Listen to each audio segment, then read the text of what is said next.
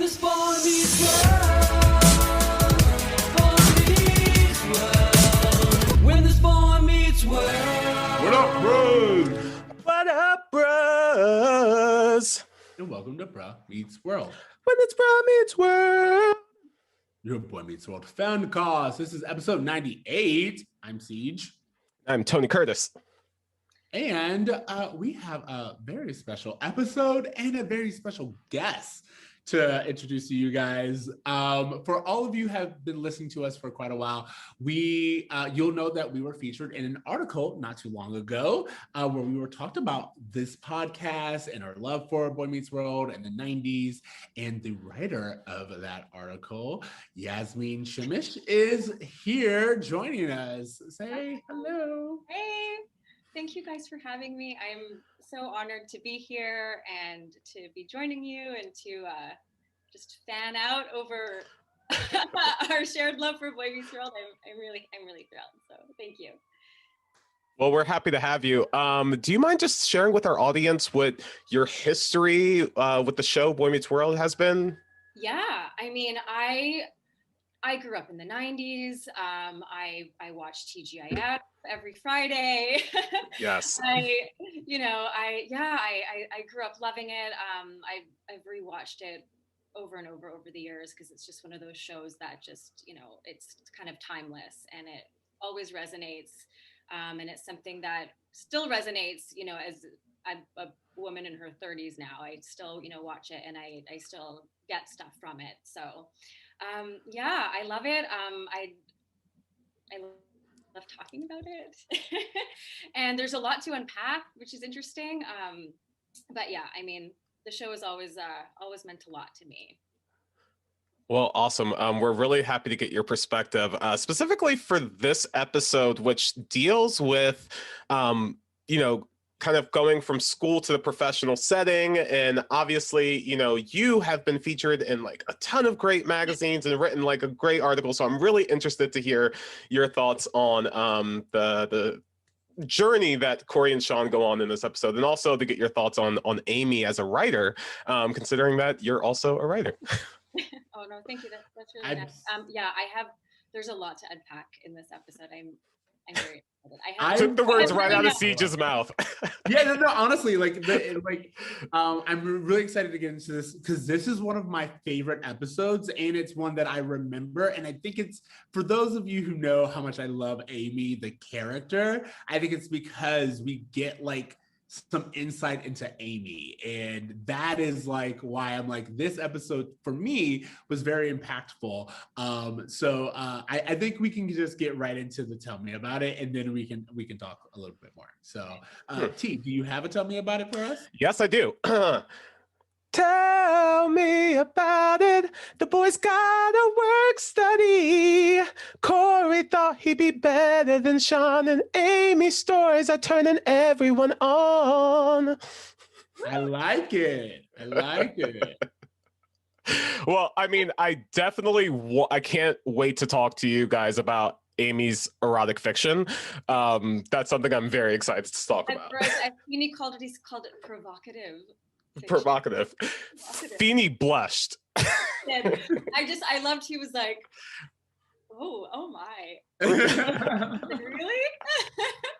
Let's just say there's a whole genre about that. Like now, I mean, like wasn't 50 Shades of Grey just like someone's like erotic fan fiction at first? So I believe 50 Shades of Grey was inspired by Twilight, which was inspired by My Chemical Romance, which was inspired by 9/11, if the internet has taught me.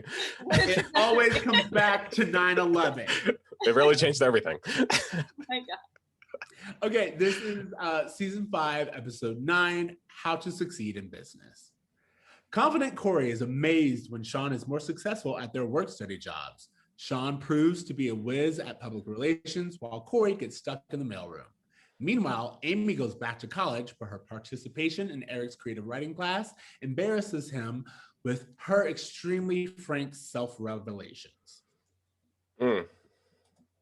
Let me just say her extremely frank revelations. Feeney wasn't the only fan. Jack was also a big fan of Amy's work as well. So I really wish before we just get into this, the thing I was thinking of while I was watching this was, wow, I wish they would have encouraged Amy to keep writing as the show goes on. I don't remember there being this ongoing story about Amy being a writer, but just that would have been like a nice little BC story just for her to have throughout the series. Just maybe she releases a novel or something like after the birth of her next child or something. It would have been nice to see them grow with her with that.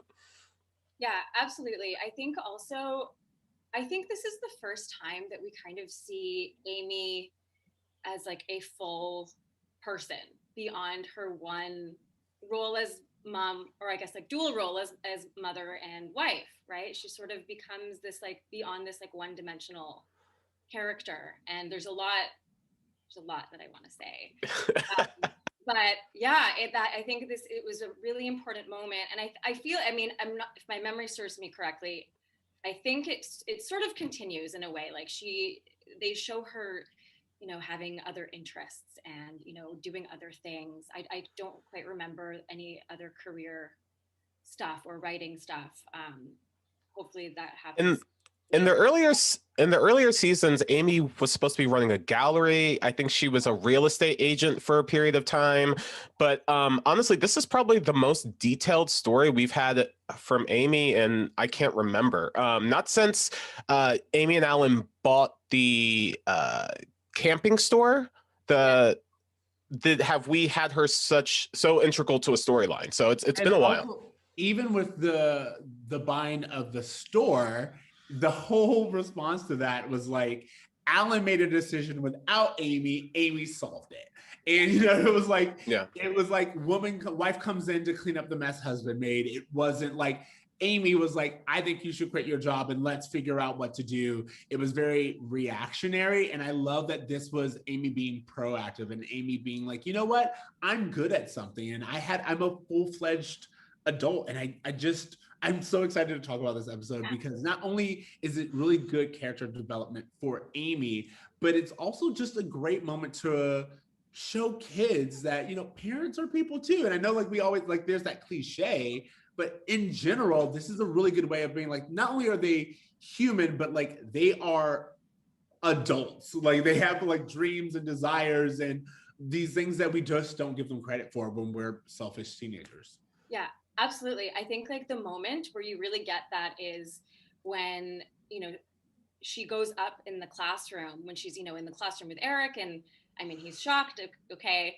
And then, she goes up to present her essay and he makes this, this like scoff, like, what is it? 1,000 words on dry Ireland, And I remember I was like, ooh, but there's two things from that. Like one, like you said, it's this kind of, the kid's limited view of the parent's existence being anything beyond their parent, like you have this sort of like bubble that you exist in where you only see them as one thing maybe, and then I think it really like that comment also goes back to these sort of, gender role stereotypes that are really perpetuated in TV sitcoms that you see, particularly, the moms and, there's an evolution of that, which obviously, is reflective of the ideals of the time, not reflective of their actual lives, but, you see it's like definitely, I mean, like you go back to a show like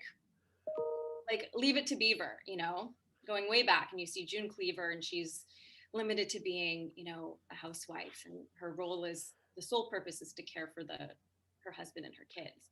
And then, definitely. And then like this evolution that goes on. Sorry. And and it's like an interesting point in the 90s where it gets to where you see these like the roles of the suburban middle class mom gets explored in a lot of interesting ways. Yeah, definitely. When you take a look at the shows, this show was really inspired by shows like Happy Days and Leave It to Beaver and some of those other 1960s shows.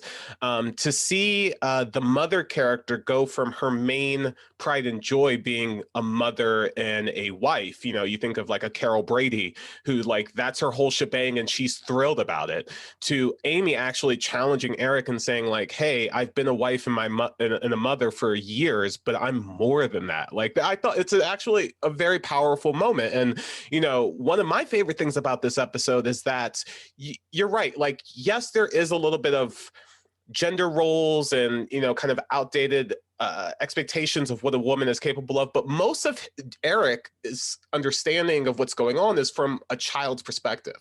And I think we all go through that moment where we understand that our parents are human. And I think that's such an important part of us growing up, is when we understand like, oh, like I'm now older than my parents were when they had me, and like trying to think about like their life experiences and give them credit for trying and all these things. Like it's such an important part to becoming an adult. And so I really love that that was featured in this episode.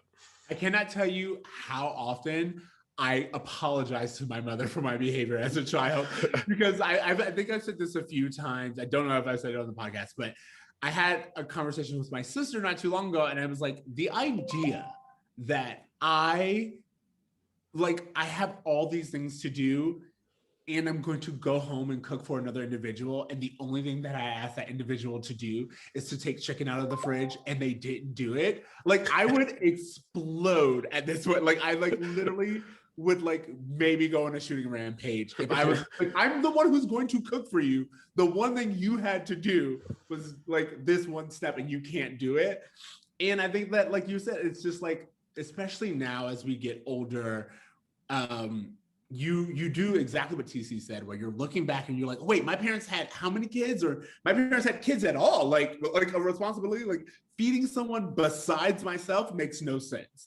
But like parents do this all the time, and you just really become appreciative of the sacrifices that your parents made, but also realize that, hey, you know, maybe they do have some interests that you never would have thought about, but they're really good at this talent. Well, we all know what Amy's interest in, and it's getting with Alan. Because the one thing that me and you know is that Amy and Alan, they fucks. Like, they get it on. This is another episode where we were like, Amy and Alan, we know Amy and Alan fucks. And this episode was like, in case you forgot.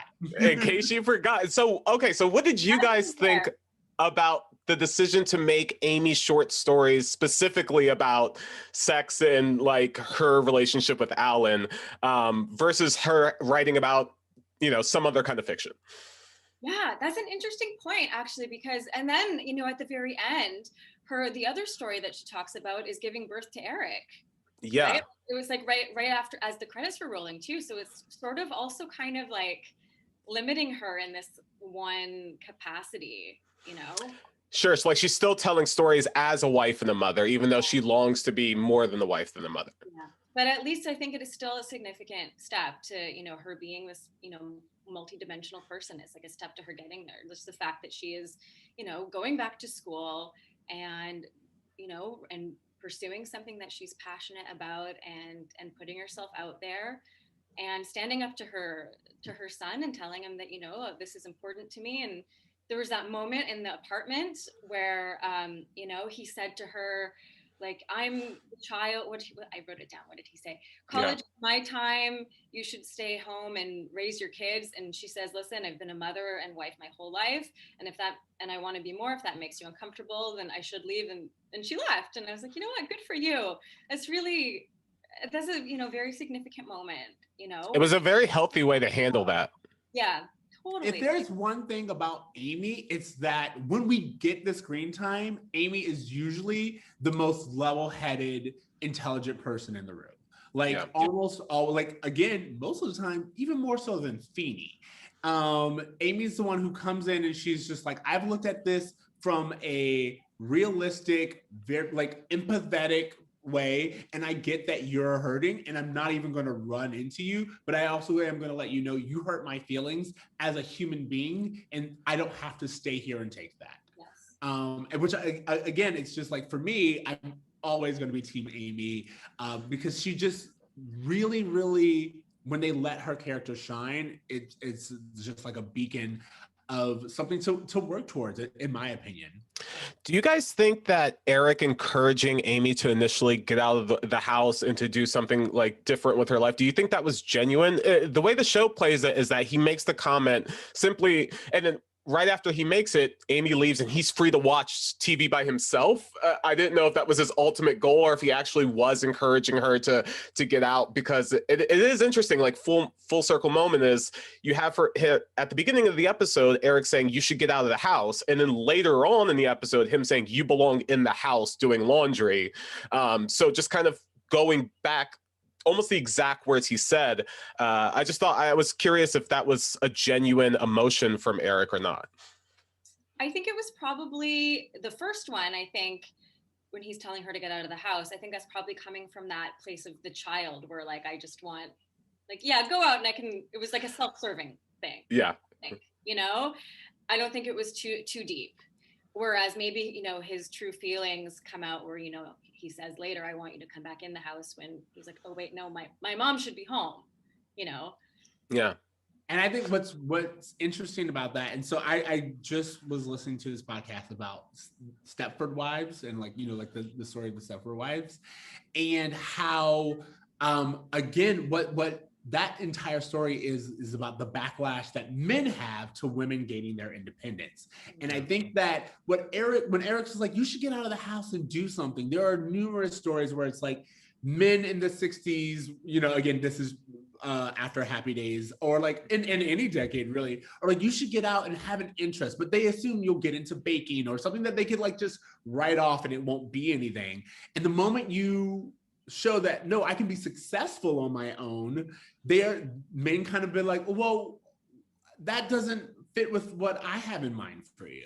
It's like that's not how I have you classified, and therefore you shouldn't be doing it anymore. You're messing with my perception of you, and so you should stop.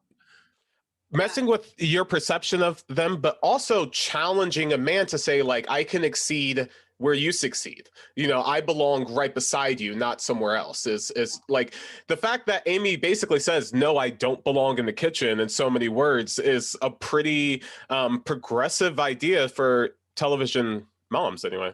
Oh my God, yes. So I was doing, I was thinking about other moms, of the same era on TV shows. And, there was a few that were kind of pushing those boundaries a little bit. Like Roseanne, Roseanne. I have complicated feelings about her now. We all. Which, but certainly like at the time she was really important, really significant in pushing those boundaries. She was this domestic goddess, but she also had a job. She was also really loud and unapologetically, in your face, acknowledged that being a wife and a mother was messy. It wasn't this perfect Stepford ideal, and she challenged Dan very much, and then, but the thing is also at the same time, you had like, there's these other examples where like, I think of like, even I'm thinking of like Jill from Home Improvement. I Thank literally you. was thinking, like, That's all what we were thinking Jill. thinking of. I was thinking Jill. Not on the same wavelength, but like, it's like that similar kind of like relationship where she challenged. Oh my God, yes. You can't see my phone, but it literally had Patricia Richardson's photo, so I could make sure I was saying the name right. Oh, at the same time, I was IMDbing Betsy Randall because I was like, I think she played Jill's friend on Home Improvement before she was on Boy Meets World. She did. Full circle. Wow, amazing. But yeah, but like these women, like they were also challenged, that role. At the same time, they were also kind of, their power was at home at the same time, right? So it was like this interesting clash. On the other hand, there was some really awesome, like, bucking of that stereotype. One which is Aunt Viv from The Fresh Prince. Yes. Because she had, I would say she was on par with Uncle Phil because she had a PhD. She was like a university professor. She wasn't this, kind of suburban housewife. I think I would say they had equal power in that house. And one thing saw her like do domestic things. Like that's why they had Jeffrey, because she was out and about and she was like, you know, she was a mom, but she was like, I have other things that I have to do. Yes. One similarity that I see with Aunt Viv, that I see with Claire Huxtable's another great example, that I see with Amy is this kind of quiet strength. This, I don't have to yell, I can be very poised and I can be very articulate and I can put you in your place in a way that truly makes you self-examine and not just inspires anger or resentment. Yeah, absolutely. Yeah. Whew, guys.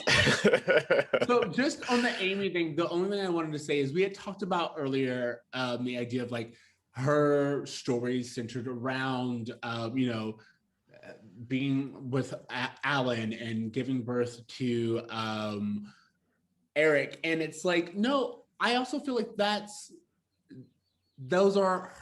her life story, you know. And it's like there is importance in being able to tell your story. I think that very often, and not saying that anyone on this podcast did, but very often when it comes to female narratives, they have to be different. Like, again, it's like if you're going to be a feminist, then you can't be girly. And like if a mom is breaking out, her art shouldn't only be about being a wife and a mother. And it's like, what, that's her story. That's what she knows. And if anything, she is expressing something that she's an expert on because that's her viewpoint. And I just feel like there are plenty of times to where we condemn someone for being good at something that we don't necessarily prize, instead of being like, maybe we should prize that equally. That's such a great perspective, Ceej, because you know, when I think about the exceptional, like, you know, we grew up as Black men in America, so we were always told that we had to be exceptional in order to get anywhere in life. And so, like, to just be normal, quote unquote, whatever normal means, to just be okay at something is fine. And to know a lot about something that other people don't value, to have a skill in something that a lot of people don't value. I think we learned in the pandemic that, you know, our whole idea of what professions are valued and what skills are valued kind of got turned up on its head. So yeah, that's a really good perspective. Yeah, I totally agree. Like, you know, she shouldn't be, at the same time, she shouldn't be shamed for being proud of being a good wife and mother. Those are beautiful things too. And, you know, you should celebrate those things just as much as anything else. Exactly. Like, I think it's like, just specifically thinking about Eric. I mean, and we all know this, and to be fair, it's not like just Eric, it's a very common male phenomenon. But like the idea that you would condemn someone for spending their time raising you is just always like amazing to me. It's like, no, like they are where they're at in life because they chose to help you gain a leg in life.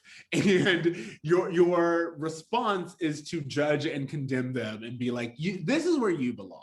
And that's always like something to where what's really crazy is, as I brought up all of these points, I keep thinking about the A storyline and how much this like ties into like the expectations we have of people and the roles that we assume that someone should play throughout the rest of their lives because they played it in one moment.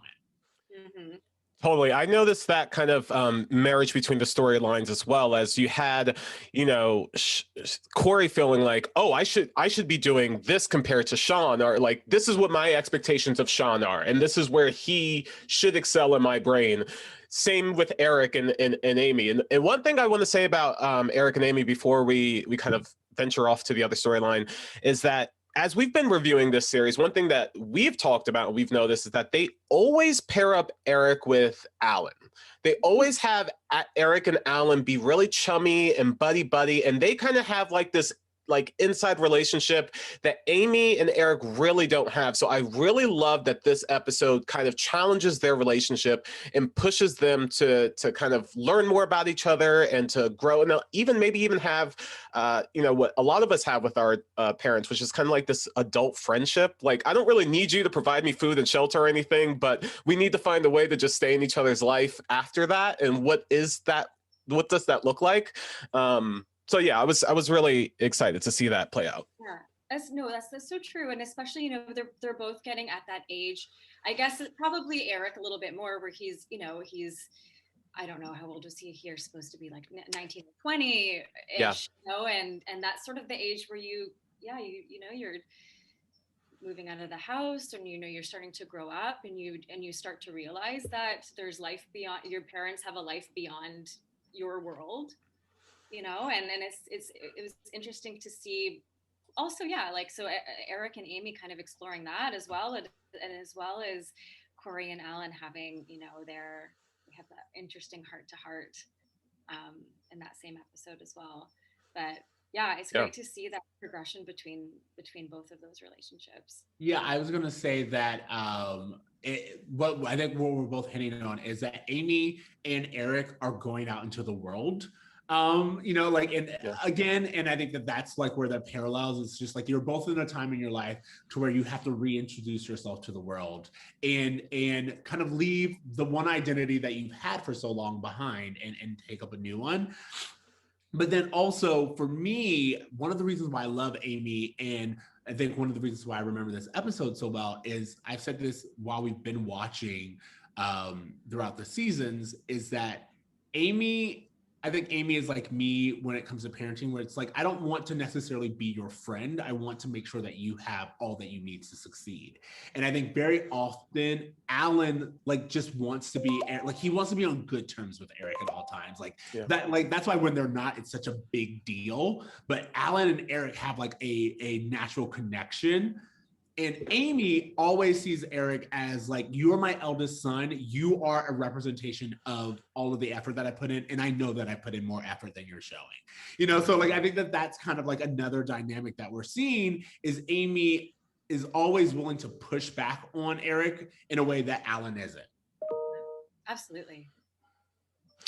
Are you guys ready to talk about Shawn and Cory? Yes.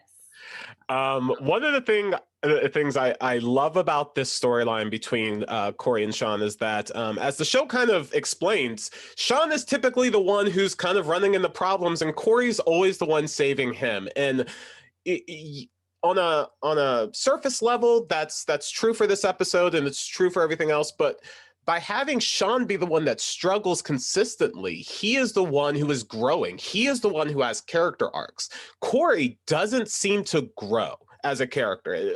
He is, from what I can tell, the same Cory from season 4, the same Cory from season 3. There hasn't been a lot of push to have him grow as a character. So to have him get to the point where he is now a janitor at this place that he thought he was going to be an executive of, and forcing him to challenge his expectations, and maybe like, I don't know everything, maybe just being a white male in an office setting isn't enough to succeed. That's a really refreshing way to approach his character that we haven't really seen.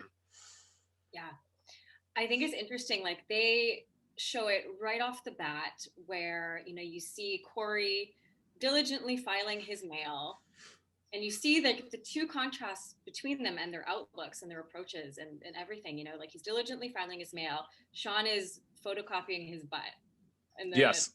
on the machine, and then as they get through it, it's like, Cory's playing by these rules that he has been taught that he should play by. He thinks that he should get a good corporate job.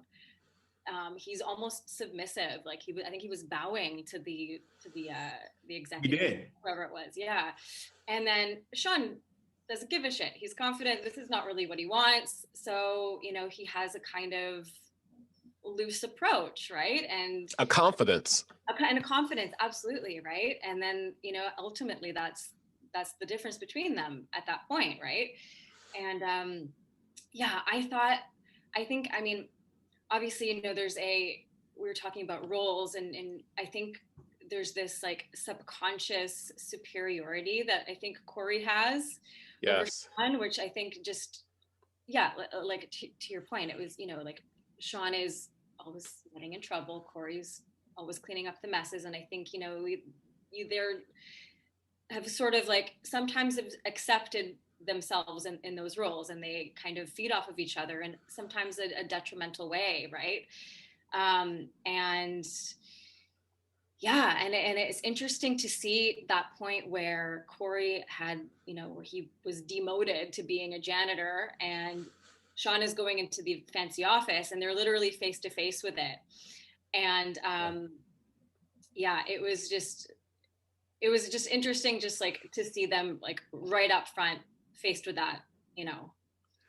Well, what I thought was amazing is like a couple of things. As you said, one, it's not even subtly in this episode that like Cory had like this idea of Shawn. He just straight up tells him, "You're not supposed to be as good at this as I am." You know, like Yeah. straight up saying, Does not beat around the bush. yeah, and that, but like I think what's interesting to me is the audacity and the what we got, the caucasity of both of them and both characters, and when they choose to be so bold, the idea that Shawn, like, what's funny, I love this is called How to Succeed in Business, because if any of us have been in business, we know being a confident white guy who's just like, you know what, I'm gonna do what I want to do, and it'll all work out. That's how it works. And getting promoted, has the phone, and has the credit card, and like Cory's like, but I did everything right. And one thing that I've learned as a professional, and I've said this to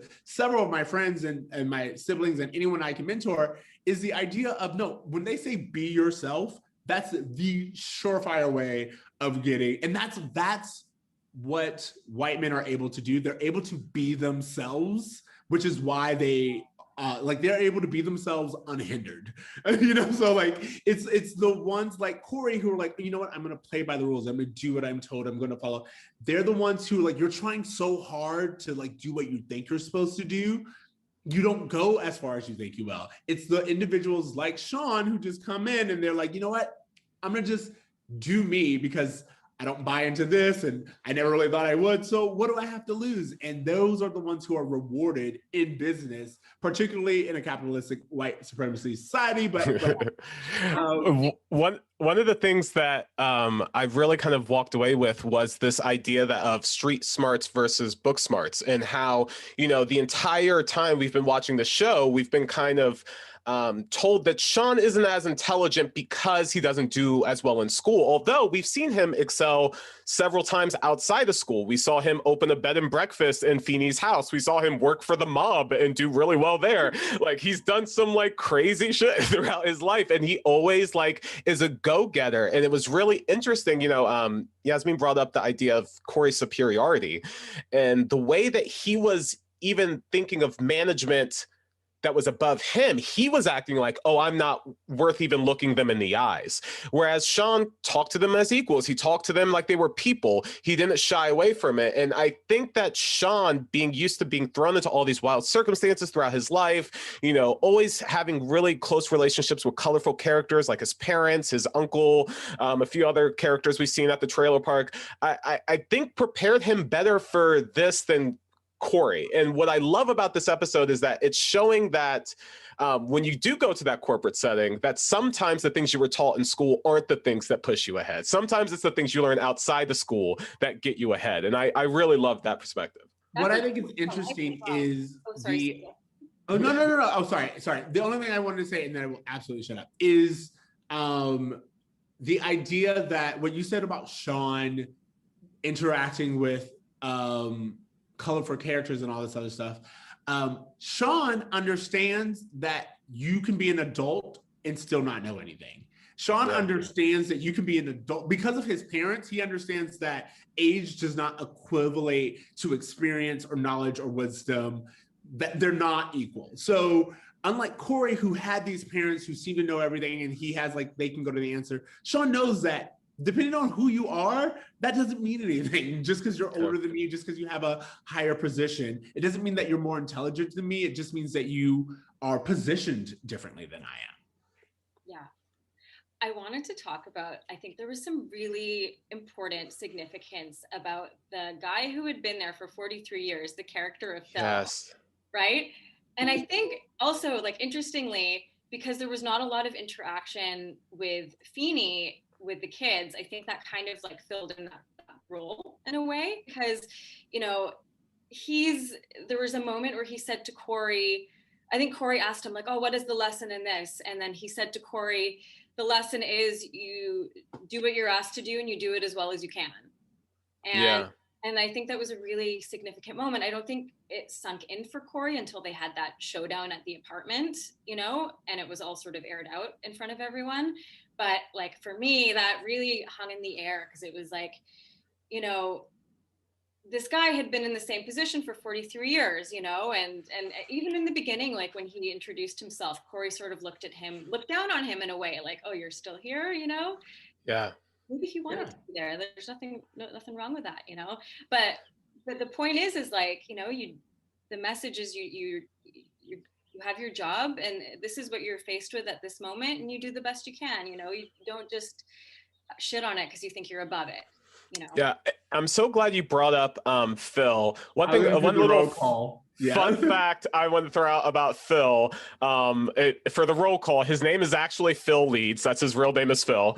He's actually been on Boy Meets World 3 different times. He was on the You Can't Go Home Again episode where Eric and Cory are road tripping and he's the one eating the pie, being like, I had a piece of pie. I was 3 hours from home. I never made it home.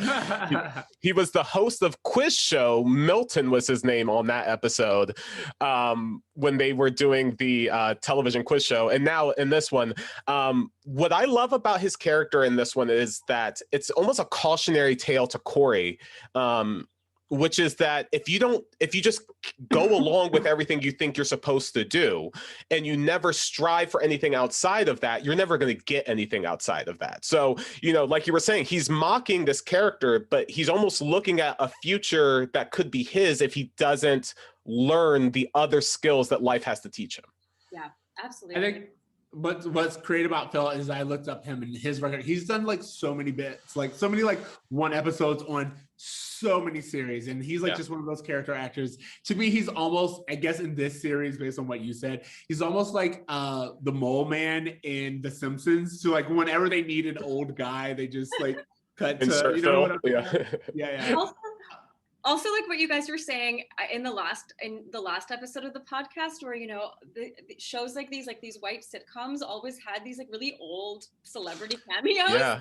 And he was in all these. I also looked him up, and he was in like the Dick Van Dyke Show, the Monkees, like Three's Happy Days, He was like Maud. Yeah. Like Three's Company, like around and just getting those paychecks, get those royalties. Oh my gosh. But it's funny, it's true. It's like there's these sort of, you know, people from, you know, maybe the generation above would recognize those totally. It's like well, I also think it's, you know, it's so crazy because like, let's just take the role, like his work as a character actor.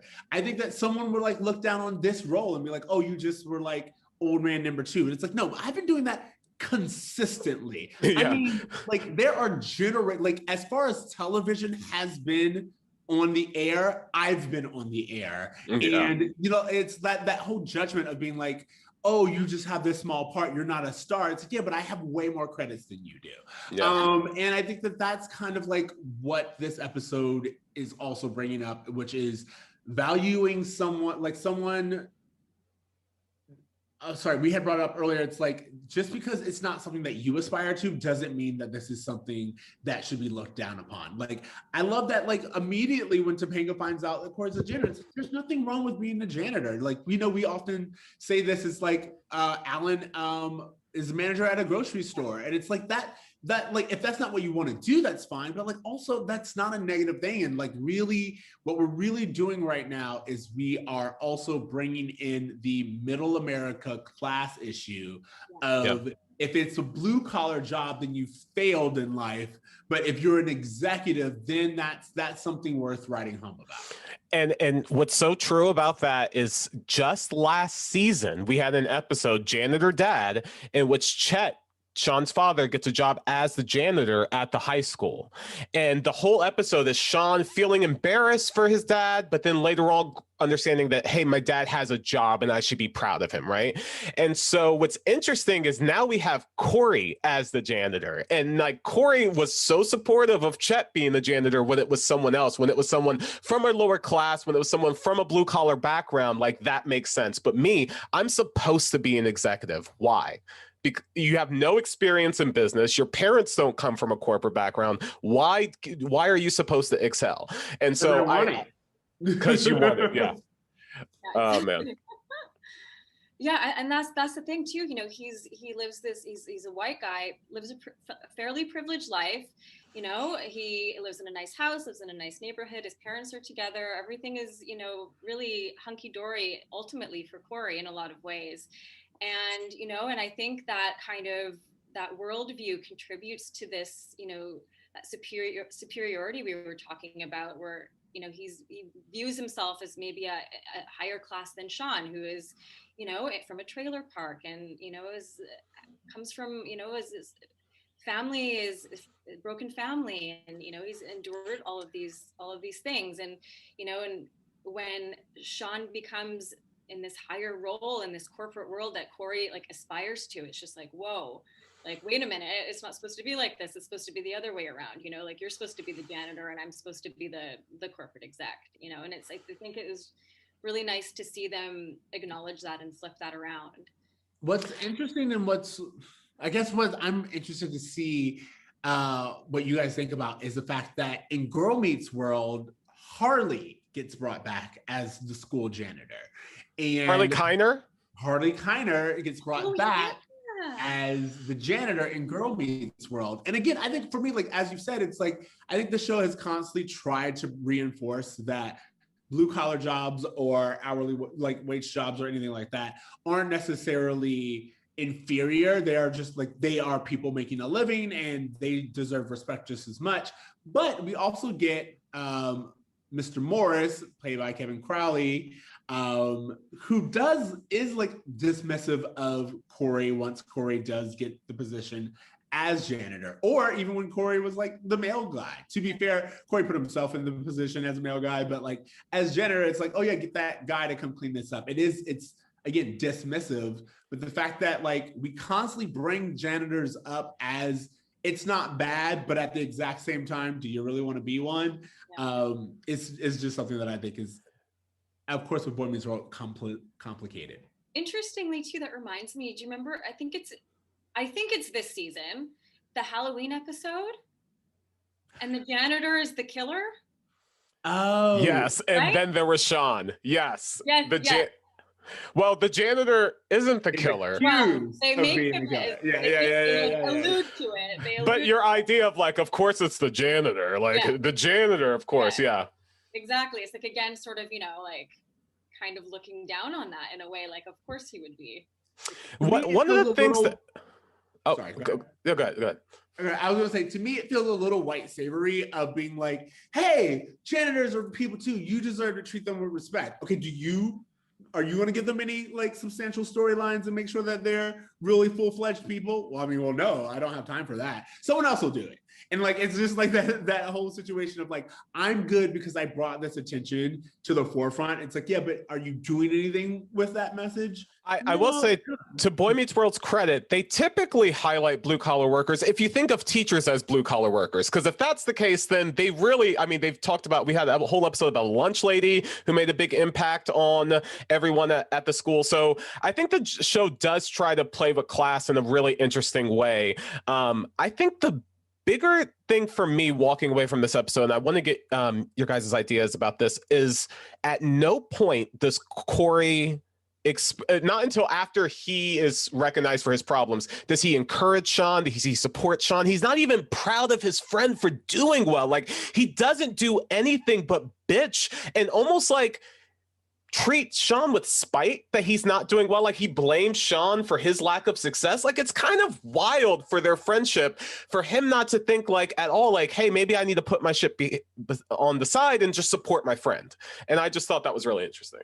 Yeah, no, I totally saw that too. There was that when they had their showdown in the apartment, the only thing that he says is, you know, he literally says, all my life, you've screwed up, I've cleaned up, which is really insulting. I mean, this is supposed to be your best friend. Like, what kind of a, like, it's just gross. And then he says, you know, I realized that I was jealous of you for the first time. I was, okay, and like, that's valid, but you know, he doesn't say that he's proud of him, and he just sort of makes it about him.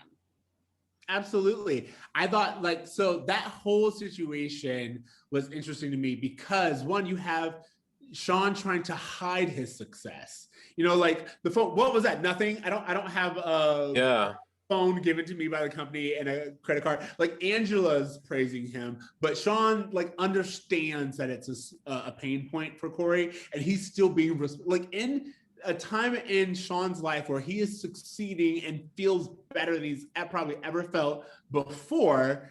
He's still being mindful of Cory and how Cory feels about it. And I think that goes to show like which one's the better friend in this, like which one like actually values their relationship. And then also I wanted to bring up the fact that these things do happen in friendship. There are moments, and that's part of growing up, where you realize that there are two of you, and you and your best friend, you've gone through life at a certain pace at a certain time, and one does better than the other, or one has more than the other, and you have to deal with those feelings of jealousy. But I think it's more important that Shawn was like, it feels really, really good. And Cory's only response is, yeah, it doesn't to me. You know, it really broke my heart to hear Shawn say like almost like cry out to Cory like, hey, I really want to enjoy my success, but I can't because your attitude is just ruining this for me. And like, even if Cory finally gets to the point where he apologizes and, oh, Shawn, I'm sorry, like the experience has been tainted for Shawn in a way. And, you know, like this is kind of his first big win. This dude needs a win in life. Like, where is his parents? Where is his mom? He doesn't even know. This kid Turner needs died. something. Like, Turner is dead. I'm convinced of it. It's like he has no one but Cory, and this kid can't be happy for him. And it's like ironic that, you know, Cory always positions himself as Shawn's biggest supporter, which in a lot of ways that he is. But, you know, ultimately at the end of the day, you know, he inherently sees this kind of power structure a little bit in their relationship. I think that what this episode does is it highlights, does Cory see himself as Shawn's biggest supporter, or as someone who, does he see Shawn as someone who needs support, or himself as someone who is the supporter? Does he see himself as the hero in this narrative? I'm saying this very convoluted because my mind's not working right now, but I guess what I'm trying to say is, when he was like, oh, I'm your biggest supporter, but yeah, only when you have the upper hand. If you can't be someone's supporter, even when they're excelling more than you, then you don't really care about their success. You care about your success and being seen as someone who's a helper. I think he likes to save Shawn as well. Yes, and that's one of my favorite things about this episode is that Cory is basically almost having the same story arc as like Arnold from Hey Arnold at this point, where he is just like every episode's like, well, who am I going to help this week? Who am I going to like assist with their problems this week? Am I going to help Topanga get over her fear of flying, or if I'm, you know, whatever it is. And it seems as though Cory's ego is fed from being the one who helps people with their problems, but also being seen as the one who has the life that everyone aspires to have. Shawn is constantly feeding his ego, being like, you have a house, you have everything. Dude, your life is great. I wish I had your life. Like, I wish I had a relationship like Topanga. Like, his ego is so fueled by Shawn's envy of him that when Shawn isn't envious of him and he doesn't have that, it's almost as if he doesn't have a support system that he's dependent on. And if his support is basically being fed by his friend's misfortune, what kind of friend is he? Crazy stuff. It's deep. It's deep. Anything else? I do want to bring up Topanga real fast. Topanga worked for, we have one scene where we see Topanga's work study assignment was with a senator, and just from having like one day hanging out with her, she turned a bill into a law, or they're going to turn something into a law. And what's really interesting is that you know, in Girl Meets World, I haven't watched the whole series, but I know that she starts as a lawyer who ends up becoming like a coffee shop owner. I really wish I would have seen her as a lawyer. I think that the fact that they kind of planted the seed of her becoming a lawyer in this, and then she ends up becoming a lawyer, is something that really pays off well. Like I didn't expect for anything about her being a lawyer to be mentioned in the show. So that's great that there's some continuality there. But we never get to see her in that environment. And in Girl Meets World, it's taken away from her really, really quickly. So a little disappointed in that. Yeah, I would have liked to see, I wish Girl Meets World continued. I know that they sort of fought for it. And it just, I think the issue, I don't remember. I think the issue was Disney, and they wanted to kind of like, you know, let the characters mature as they did in Boy Meets World, and Yeah. things that are, you know, kids their age are going through. And I don't think Disney wanted that. I think they wanted to keep it, you know, sort of very limited in that one little demographic, you know. Yeah. I will agree. I will agree with you that I think that we all, like, I know TC doesn't like A Girl Meets World, and we've had these conversations with our listeners, but I felt like it was prepared. Like they did this thing with Grownish where they moved it to freeform, and they are able to have like a lot more adult content and talk about things realistically. And I think that that's what Girl Meets World needed. And that, to be honest, that's what we mostly remember about Boy Meets World, are the adult lessons we got as they matured. Like that's what, like when we're starting to deal with sex and cheating and college and teen marriage, like all of those episodes are the ones that we honestly remember because they grew with us. And I think that not wanting the characters to grow with the audience is actually what ended up hindering Girl Meets World. Detrimental, yeah.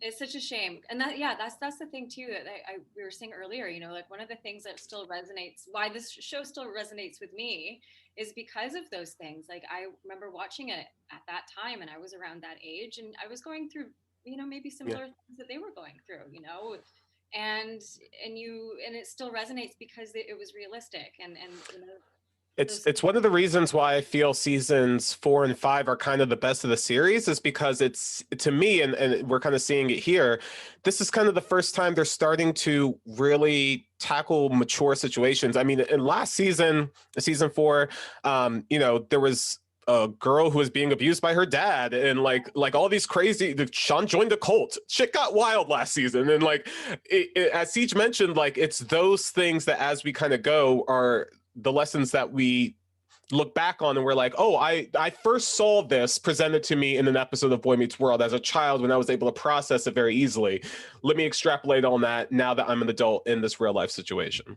I was gonna say, it's when we leave this very special episode territory and we start to be like, no, this is just life. It's not like, I'm not trying to teach you a lesson about drugs or anything. And it's like, no, like this episode right here, this is life. Like, and I think that that's really important. I think especially like moments when, you know, when Turner was in the hospital and you felt that grief with Shawn, right? Because, you know, if you had lost somebody that you really loved, or who was, you know, a figure that you looked up to, or somebody who was special to you in that way, and you had that relationship, you know, like you felt that grief with him, and there wasn't a happy ending to that, because there's not. No, he actually never saw Turner ever again. He was like even more so now. Yeah. You know? Like, Is there a bruh moment from this episode? Does anyone have a moment that they saw that they felt like really didn't age well? It's okay if you don't. no, I felt like this episode was pretty tight, so I don't know that I have one. I think it was pretty good. I don't know. A Feeny lesson? What's the main takeaway from this episode? I think we've covered a lot and like it's been layered, but for me, I think the lesson is don't confine people to the roles that you know them as. You know, it's like people are complex and they're multidimensional, and success to them looks differently. Like that's one of the things I got from it. Absolutely. I think also, you know, don't underestimate anyone. Yeah. I think is another one. I think it's a what Phil taught me / what Amy taught me. Yeah. Moment. Yeah. Definitely, being your loved one's biggest supporters, even when it's something that makes you uncomfortable. Oh God, that's a really good one. I love that you got it. Like I'm jealous. Way more insightful than mine. It wasn't as profound. And what grade are we giving this episode? I would say like a B+. I think it was like at least a solid B. At least a solid B. I think it was as you mentioned, it was multi-layered. There was a lot of wonderful things to take from this. I think the characters grow in really important ways individually. Yeah, I think I would say B plus. Ceej. Yeah, I'm not gonna lie. I think for the first time in a while, I'm gonna give this episode an A. Not only because like my own nostalgia and like I remembered it immediately, but also I just feel like it does bring up. I always love stories that give you complexity in characters and actually trying to say something within the 30-minute structure that it has. And I think this one did really well on both storylines, which we very rarely do. Usually, one of the storylines you're like, I didn't need that, but I felt like it was. Both storylines did really, really well. I'm also giving this episode an A. I thought it was the best written episode we've had this season, actually. So I'm really excited for it. I'm telling you, the rest of the episodes in this whole season are fantastic. I think we're really going to start seeing some strong stuff. And I think that this is, like you said, multi-layered. And I love that we're just seeing growth in characters we don't typically see. Amy and Cory are both growing in this episode. So I really like that. So you're going to see Angela being proud of her man. I mean, like, you knew she was going to be proud. He got a job. He got a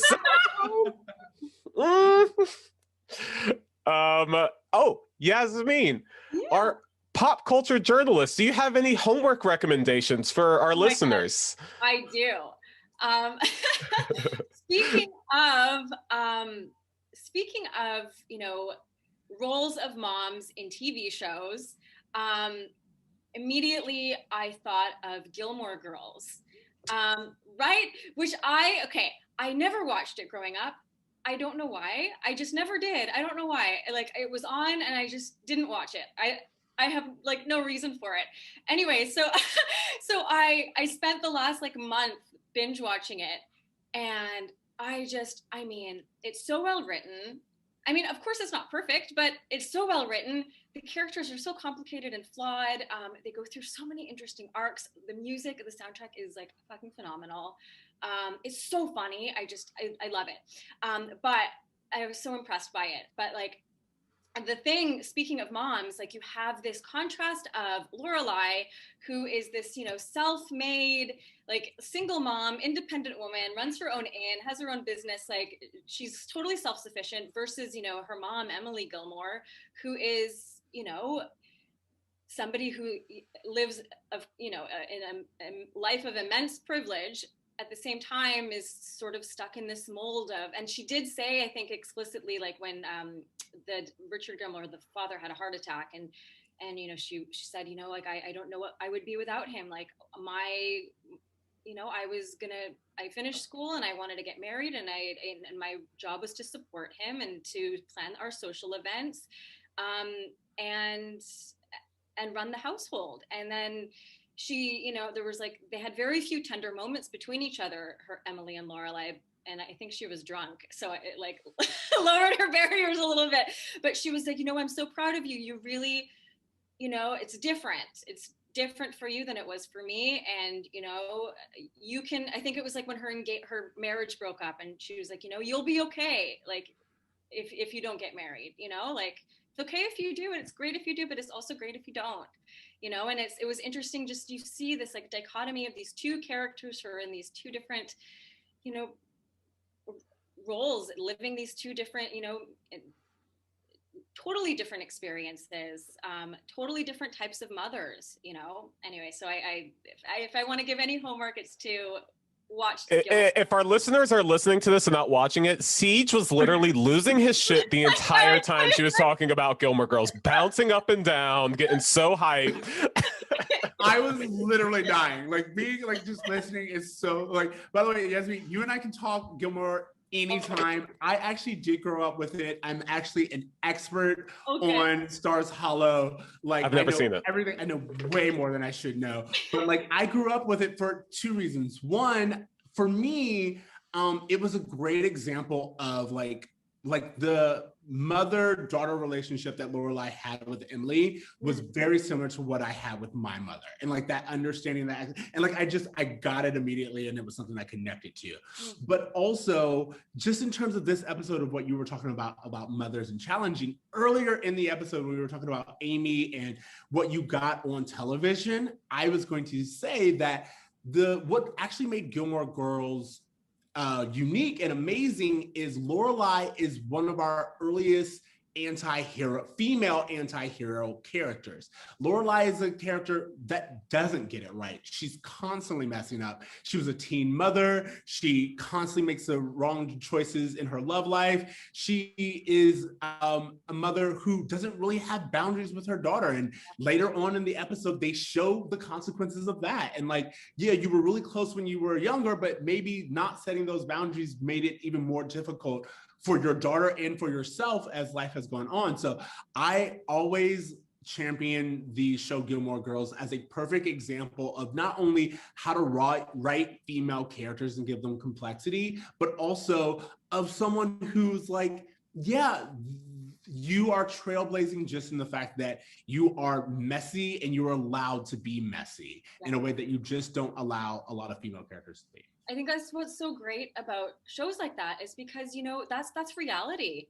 You know, like reality isn't like an immaculate sitcom. Like reality is messy. Reality is you make tons of mistakes and, you know, and you have to deal with it. And I love that show for how they present that.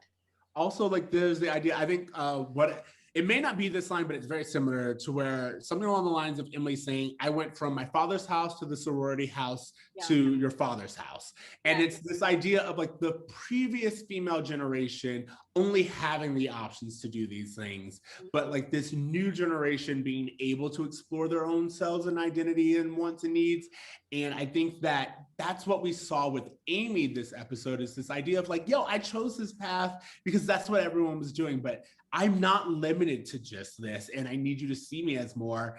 And then also with Gilmore Girls, it gives context to someone who chose that lifestyle. And Emily's not just a victim. She's someone who, she's not just a mother. She's a victim of her times and made decisions, and they're not always right. And so, yeah, anyway, I can talk about Gilmore Girls forever. I won't, but just know that if you ever wanted to start a separate podcast or interview me about it. Oh my God, I'm so excited.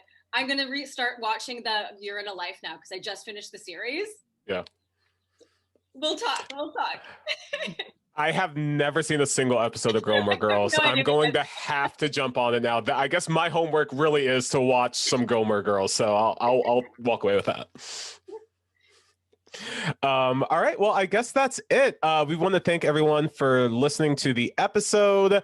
You didn't do your homework. Oh, you and I didn't do our homework. So you can go first. Well, I guess my homework assignment in that same vein is I've been watching The Morning Show. This is my first time watching it. I just got the Apple TV Plus or whatever. And, you know, we're talking about women doing like unexpected things and taking on really interesting roles. And Reese Witherspoon and Jennifer Aniston are kind of perfect in that show. Their acting is fantastic, but also you know, this is a show that kind of challenges the Me Too movement and what it means when, you know, a woman takes the place of a man and what the responsibilities are once they get there and how they choose to navigate the situation. And I've just been really enthralled by it. So I definitely recommend people checking out The Morning Show. That's a wonderful show.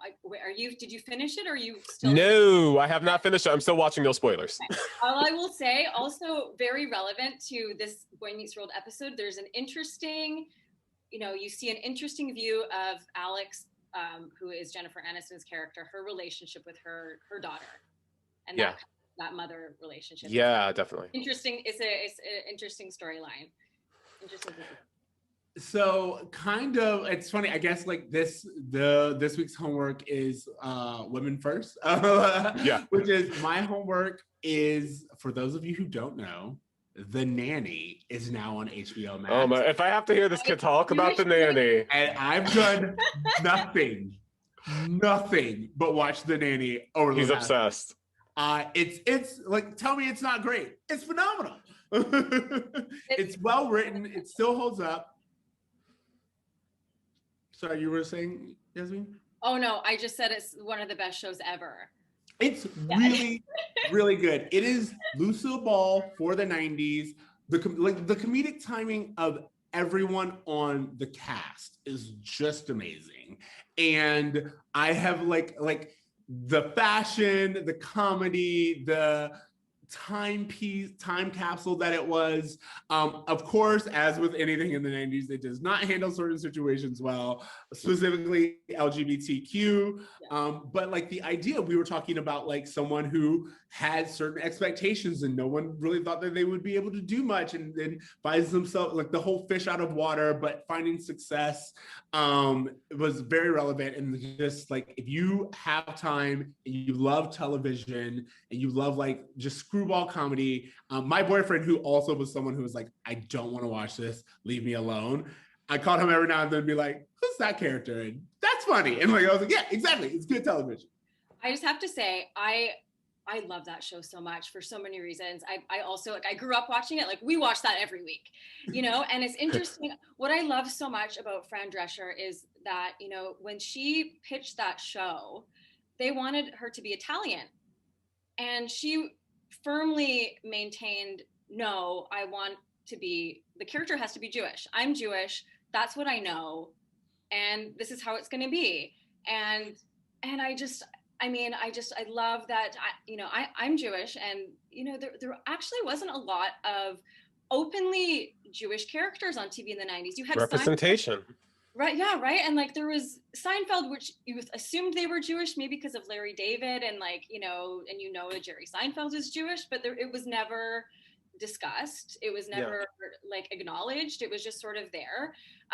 But Fran Drescher just celebrated it, and it was just so awesome. And it's, I mean, like she taps into all these, you know, stereotypes, like the like Yenta grandmother and like the overbearing mother and everything. But like, so, you know, there's stuff that's imperfect there as well, but it's just, it's so good. And I love that she really just, you know, stood her ground for that, and like wouldn't take anything else. And I love it. And she's amazing.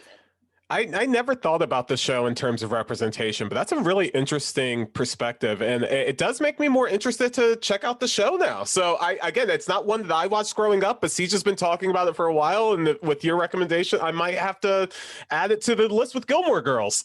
I have to say, like, so with like you, it's so funny to me that you said, look, both representation and like how important it was to see a out and proud Jewish character on television, because I always think it's funny that people forget, not too long ago, Italian was diversity on television. Like to be like, oh, he's an Italian meant that we filled our diversity quota. We don't need to do anything else. There doesn't need to be a Black family. We have Italians. And that's how Tony Danza found work for a whole decade, actually. Exactly. Like, so it's really funny to me that like, and now it's kind of taken for granted, but like, no, that was a really big deal to have someone proudly embrace. And like I said, I think it was a little bit different because there are stereotypes, but like they're done, you could tell they're written from within the community. Yeah. And they're portrayed by people from the community, and that makes it different. And then I was just going to say that it's really interesting to see even like how they do in certain ways, like body positivity and the idea of like, you know, like sometimes there are a lot of fat jokes, but at the exact same time, as many fat jokes as there are, there's just like, I'm just as desirable. I'm just as sexual. I'm like all of these things, like my body doesn't limit me from experiencing the world in a full-fledged way. And I thought that was something, you know, like not being apologized for like having a healthy appetite and be like, no, I'm going to eat. And Praise Sylvia Fine. Sylvia Fine and Yetta are honestly gold in themselves. Like it just is. So it's such a great show. Yeah, I also recently rewatched that. I'll tell you.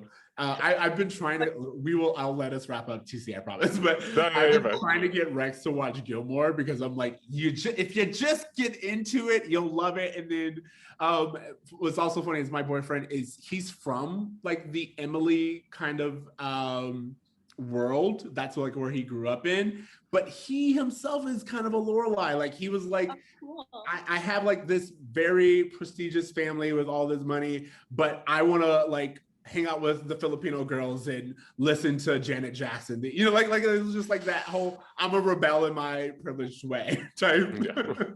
Oh, yeah, just such a great show. Both of Yasmine, them.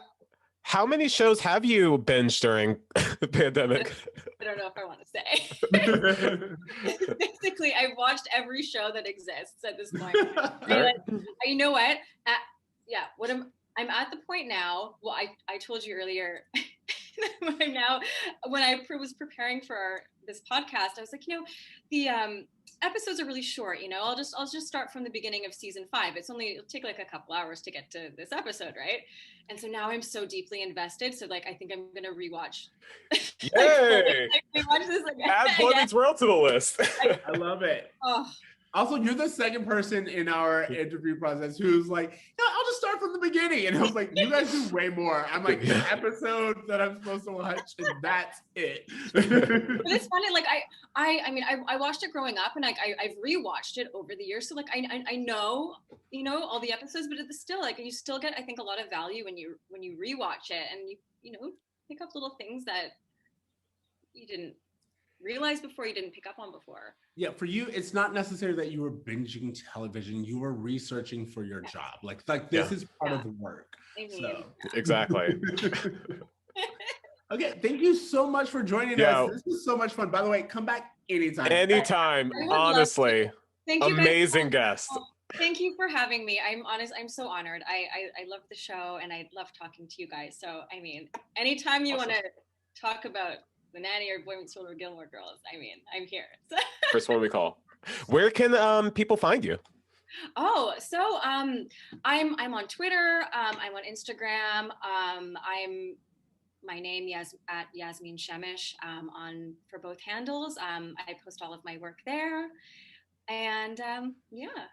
One of the things I was telling her was that I read a recent article she did about the music on Dawson's Creek, and it's fantastic. It's so well written, and it really unlocked so many memories as I was reading it. I'm so in love with the music on that show, and I highly recommend people checking out that piece. Thank you so much. I appreciate you saying that. Thank you. It really is interesting to see like the time capsules media has, and you can be like, oh, wait a minute, that's right, that was a part of our lives in that time. It's so crazy. Like I'm just a huge fangirl. So I feel like and it's and I feel really lucky that I get to kind of just like gush about all the stuff that I love for work. Very fortunate that I get to do that. But it's funny because all the stuff that I grew up with is like turning 25, turning 20, and like I'm so deeply intimate with it, and so it's like it's an excuse to revisit it. Oh my god, whenever an anniversary comes up, I'm like, I think I saw. Did you do an article on Sum 41? I did. Yeah. that's the kind of like the unlocking of memories. I mean, listen, I did this piece for Billboard. They do this every year. They do like a 20th anniversary week. So last year it was stuff that came out in 2000, and this week it was 2001, and so it was all these important albums and things that came out in that year. And so I got to speak with Derek about their All Killer No Filler album, and I've interviewed him before, and he was so lovely then, but like we just had such an awesome conversation because he was just so open and lovely and like really candid, and it was just so much fun to deep dive into that album and how they made it and incredible what it meant for them and everything. So it was a lot of fun. It was a pleasure to do that. So, but yeah, again, like I just got to fangirl. So Okay. my first mosh pit.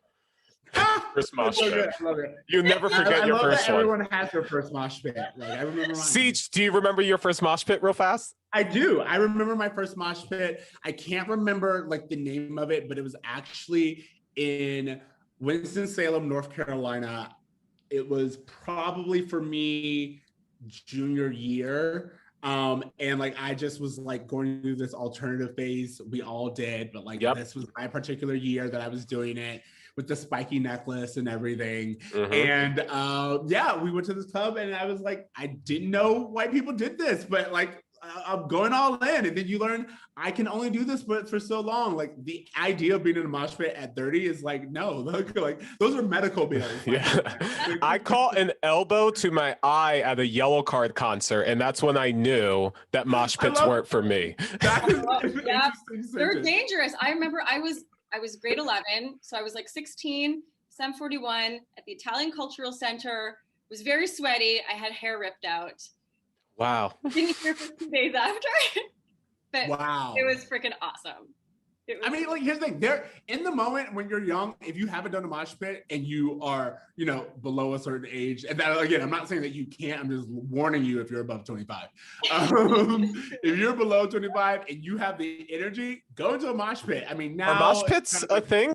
Even before COVID, were mosh pits— I don't think they are. I was just thinking about it. Like, the idea of being— still a thing. They're still a thing. Like, cause I go and do concert reviews and stuff quite often. And I mean, now like I will stand in the back. I won't be in this. It's dangerous. Like I want to keep all my hair at this point. But like, they still like, I mean, depends on the show. If it's like a hard rock, like a punk show or, you know, like a kind of heavier show, like those, they swirl around. They're still there. Again, they're a moment of like just energy. And I think they're amazing to look at. They're amazing to be a part of. It to me, it's like people living life at the maximum, but also, as I said right now, every single person listed an injury, and I just think that you should know that. Yeah, but it is an energy, you know. It's just like pure excitement, I guess, and expression. Like, expression, yeah. Well, thank you again. We loved having you. This was a fantastic episode. We really appreciate your input and coming on. Ceej, where can people find you online? You can find me on Twitter at I am not your Oreo, where I am almost always either talking about something political or retweeting something on Black Twitter because they always keep it live and I enjoy it. Well, you can find me on Twitter as well at Anna Kendrick RT, where I'll be retweeting Anna Kendrick's tweets. I have resumed. I hate you so much. Everything she tweets, I retweet. So please follow me. And also, please check us out on all of our Bro Meets World social media, our TikTok, all that stuff. You guys have been really great with interacting and leaving us comments, and we appreciate it. So yeah, that's all I got. I just want to say we have to figure some time to put this on. We have been asked about 2 questions on previous episodes that I've told audiences. I was like, the next one we're going to get to you, and every single time we don't have time. So I'm letting you know now on air so we can keep being held responsible. We'll release a little mini episode where we just answer questions or something. We'll figure it out. Yeah. All right. Well, thanks everybody. And I guess it's just time to tell everybody that they should dream, try, do good. Yeah. Later, bro. Later, bro.